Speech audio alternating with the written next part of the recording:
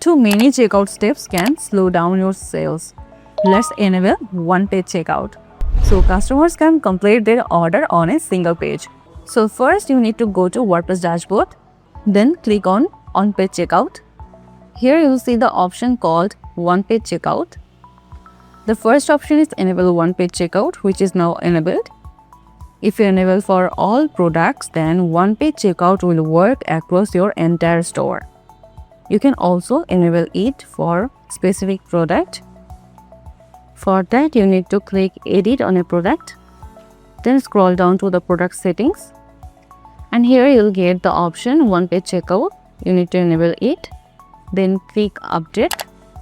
Now if you view this product, the checkout form now appears on the same page, so customers can complete their purchase without going through the cart process. That's how you can make the buying process faster with one-page checkout.